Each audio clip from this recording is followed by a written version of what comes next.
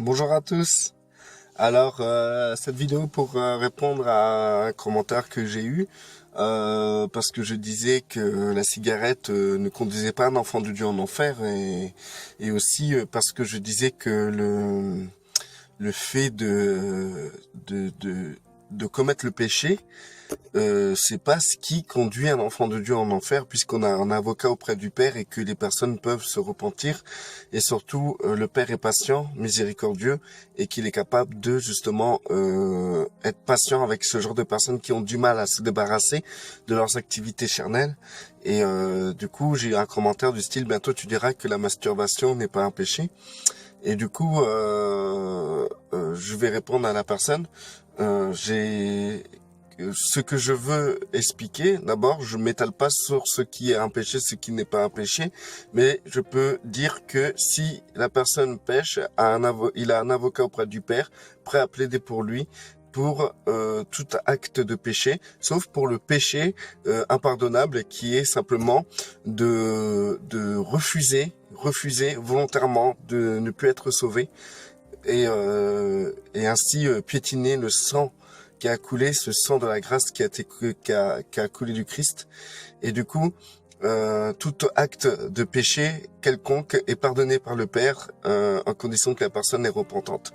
Donc, ce que je signale le plus souvent, c'est que les personnes justement qui commettent ce genre de péché, comme fumer la cigarette ou se masturber ou regarder des films porno, etc., c'est des péchés qui sont sales, des péchés qui ont une forme de souillure, mais qui est pardonné par le Père, et que ces personnes qui pratiquent ce genre de péché justement se culpabilisent, se sentent mal de faire cela, et vont automatiquement, sincèrement demander pardon à Dieu, vont faire le nécessaire pour ne plus rechuter, mais manque de chance, la chair est beaucoup trop forte, et du coup ces personnes se remettent à chuter et se condamnent encore de plus en plus. Donc moi, ce que je peux dire par rapport à la masturbation, euh, euh, qui est assimilée souvent à la pornographie, et ben en fait, je peux dire aux personnes qui sont encore dans ce genre de vices et de problèmes, de surtout ne pas craquer, c'est-à-dire si il vous arrive de chuter dans ce genre de choses, ayez la force, surtout la force d'aller vers le Père et de demander pardon, car votre avocat auprès de lui va plaider votre cause par rapport à cette activité charnelle. Donc du coup, ce que je peux dire, c'est que la plupart des gens n'arrivent pas à comprendre que ce genre de péché, c'est-à-dire ces actes qu'on appelle péché, sont dus au péché, c'est-à-dire le péché en général, qui est simplement une activité charnelle. Si ton intelligence, par exemple, n'est pas brisée, si tu penses encore par rapport à ton ancienne identité, cette identité de l'homme animal, si tu continues aussi à ressentir des émotions comme les émotions de l'homme animal, c'est-à-dire de la personne que tu étais auparavant, avant d'être en Christ, si tu continues encore à vivre selon les penchants de ton identité passée, avant d'être né de nouveau en Christ, il est normal que tant que ton intelligence, tes émotions et ta volonté de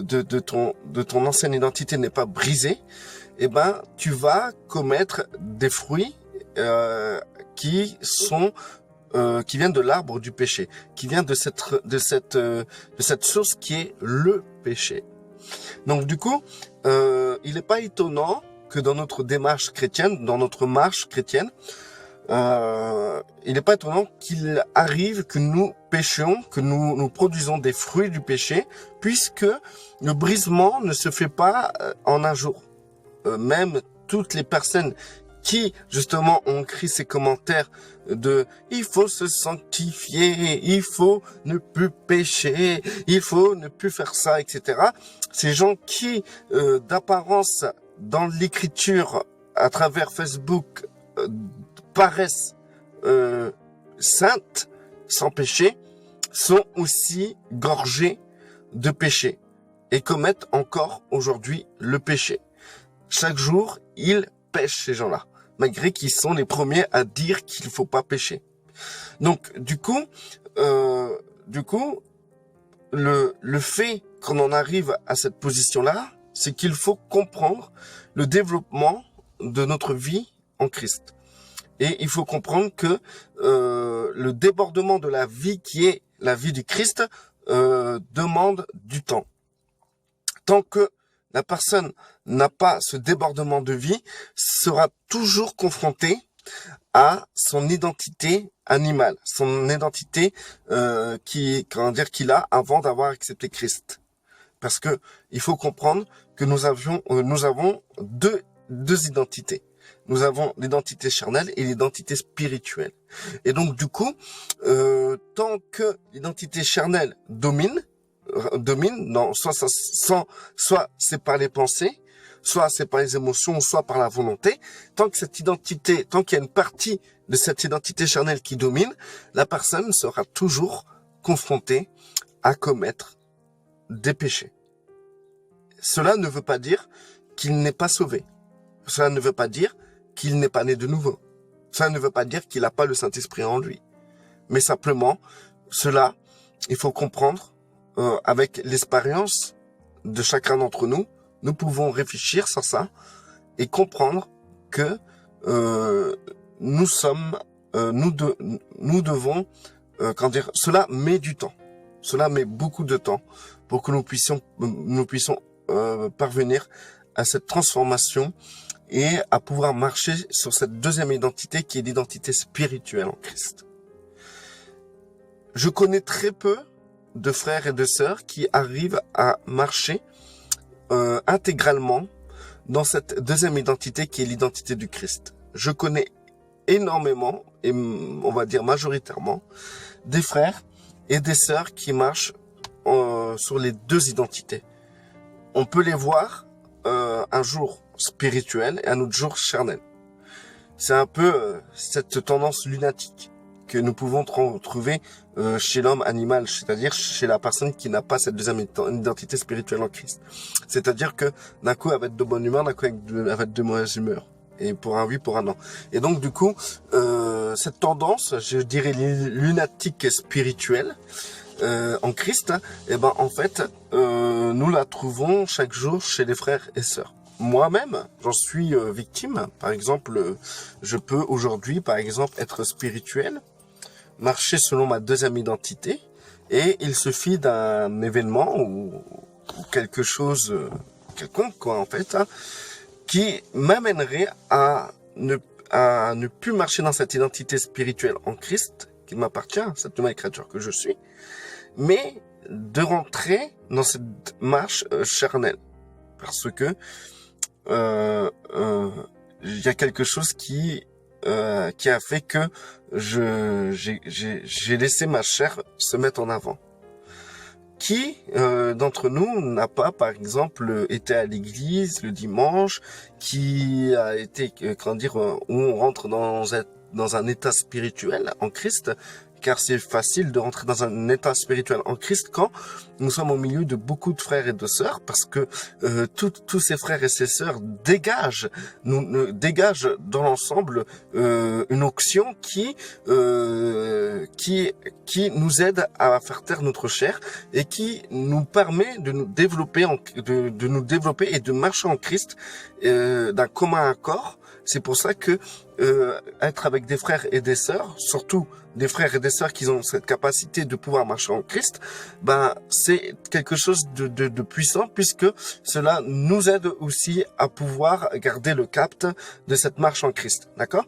Qui d'entre nous a vécu cela et qui, une fois avoir quitté l'assemblée, a commencé à se friter avec sa femme ou son mari, ou avec ses enfants, ou dès que la personne rentre, elle va se mettre devant la télé, se vautrer devant la télé, ou comment dire, ne plus penser aux choses spirituelles, mais à devenir charnel dans son comportement. Ou bien, qui d'entre nous, à la maison, nous avons carrément une activité carrément spirituelle. Nous marchons selon notre nouvelle identité en Christ, cette identité spirituelle en Christ, et qui après prend le volant, conduit et se fait griller la priorité et commence à s'énerver. Pour rien en fait. Hein. Et là, vous n'allez pas dire que ça c'est votre identité en Christ, mais c'est votre identité charnelle. Voilà, tout ça pour vous dire que la personne qui se masturbe a cette capacité de pouvoir marcher en Christ et à cause des hormones trop développées qui d'un coup sont surchargées d'un désir charnel, se retrouve dans la faiblesse de justement rentrer dans cette démarche de se masturber. Eh ben, en fait, cela ne change pas du fait que la personne qui marchait spirituellement prend son volant, prend la voiture, prend le volant, se fait griller la priorité et pète un câble. C'est la même chose. C'est que la personne qui se masturbe rentre dans dans son côté charnel et du coup quitte justement sa marche spirituelle, son côté spirituel en Christ. Donc du coup, est-ce que si vous prenez votre voiture, vous faites griller la priorité et vous pétez un câble, est-ce que cette démarche-là, qui vous fait passer du mode spirituel au mode charnel, est-ce que cette démarche-là fait de vous quelqu'un qui ne sera pas sauvé? Je ne pense pas. Bien sûr que non. C'est normal. Le Père lui-même sait très bien que nous avons cette tendance charnelle qui nous pend au nez. Nous avons un corps de mort. Ce corps de mort, c'est notre chair qui est attachée à nous et qui sera attachée à nous jusqu'à notre mort.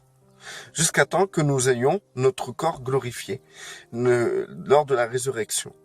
Donc, du coup, nous pouvons prendre conscience que une personne en Christ peut, dans sa journée, marcher d'une manière spirituelle en Christ à 80% et d'un coup 20% dans les 20% restants, il va être totalement charnel. Vous-même, je vous pose la question, ça vous concerne aussi? Est-ce que vous avez cette capacité dans la journée de marcher 100% spirituellement en Christ?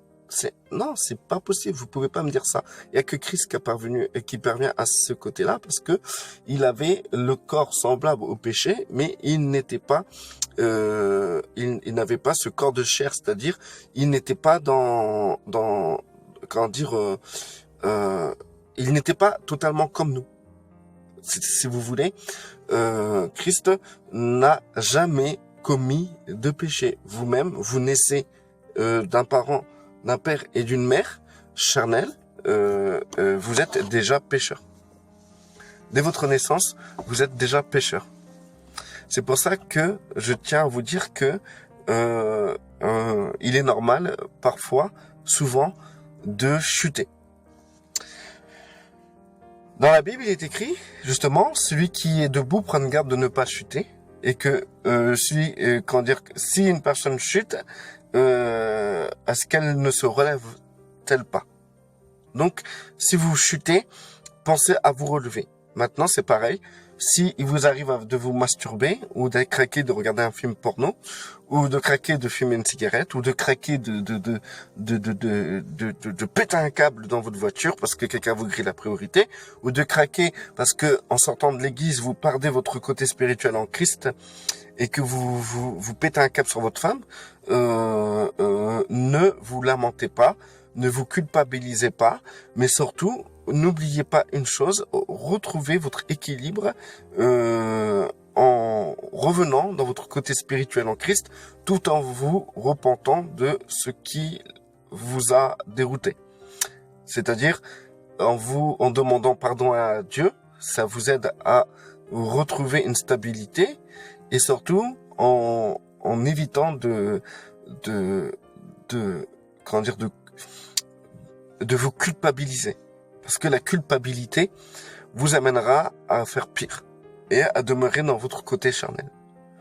Donc, Ce que je conseille à celui qui chute et qui se masturbe, de ne pas se culpabiliser. Ne te culpabilise pas, mais relève-toi. Relève-toi.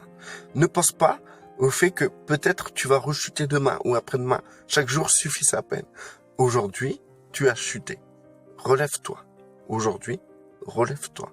Et demain, suffit sa peine. Demain, c'est un autre jour. C'est pas, ça vous concerne pas encore. Mais aujourd'hui, terminez bien. Terminez bien. Si vous avez commencé votre marche aujourd'hui, si vous avez commencé en étant charnel, terminez en étant spirituel en Christ. Parce que vous avez cette capacité de changer votre état, de choisir quel état vous voulez être. Soit vous voulez être charnel ou spirituel. Vous avez cette capacité-là. C'est pas parce que vous avez été aujourd'hui charnel que demain vous pouvez pas être spirituel. Le Père ne vous condamne pas. Le Père vous pardonne. Vous avez un avocat auprès du Père. Ne laissez pas les gens vous culpabiliser, mais surtout, prenez conscience que vous devez vous relever parce que vous avez chuté. Donc, relevez-vous. C'est cette capacité que nous avons en Christ. Restez bénis.